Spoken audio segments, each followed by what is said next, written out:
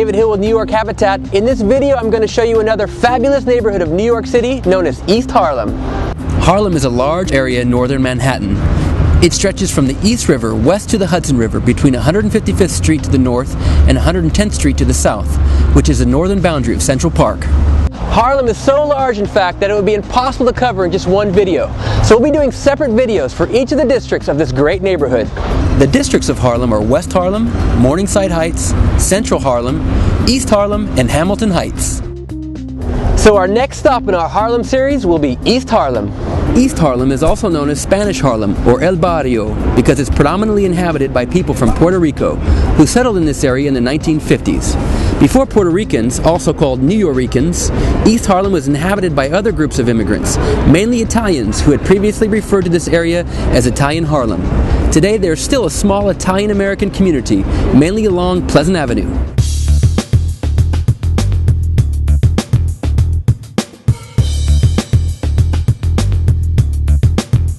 I'm in front of the Museo Del Barrio, a museum founded in the 1960s by parents, teachers, and community activists. They wanted to create a place where kids could come and learn about Latino American and Caribbean art, music, and culture.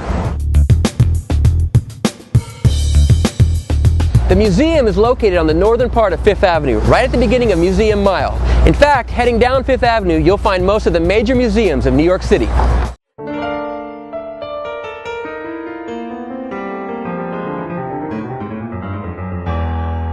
Just behind me is the sculpture of Edward Kennedy, Duke Ellington. It's right on the corner of 110th Street and the northern part of Central Park.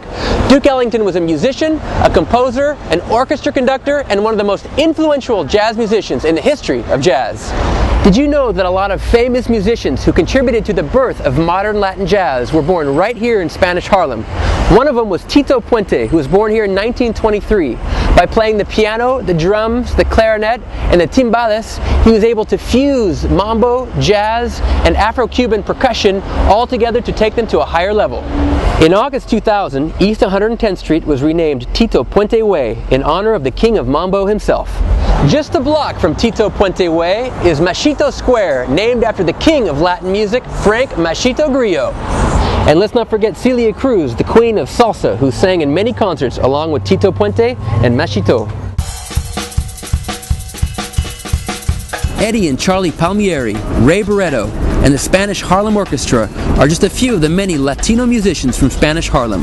You can catch some live Latin music and delicious food at various venues like Amor Cubano on 3rd Avenue and 111th Street, Creole Jazz and Supper Club on 3rd Avenue and 118th Street, Camaradas El Barrio on 5th Avenue between 115th and 116th Streets.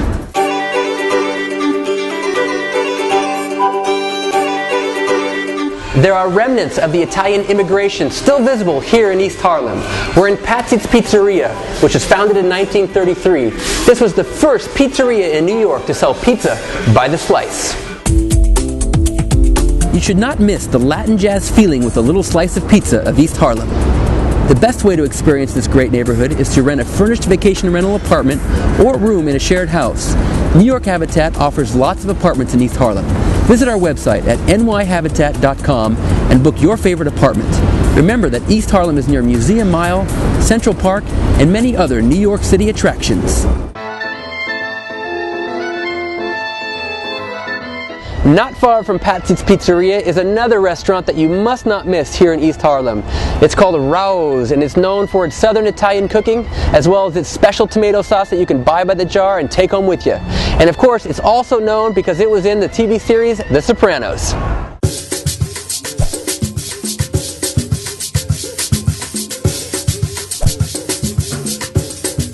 Well, I hope our little tour of East Harlem has made you want to get out of your seat, dance some salsa, and try some Latin and Italian food. Don't forget, East Harlem is a smaller part of the greater Harlem area.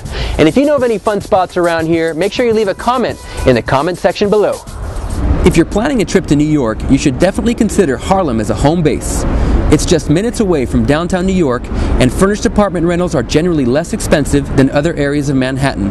Visit our website at nyhabitat.com and click on your favorite vacation rental in Harlem. Don't forget that we have apartments not only in Harlem, but also in all the neighborhoods of New York City. I'm David Hill with New York Habitat. It was a pleasure showing you around East Harlem today. We hope to see you soon in New York City.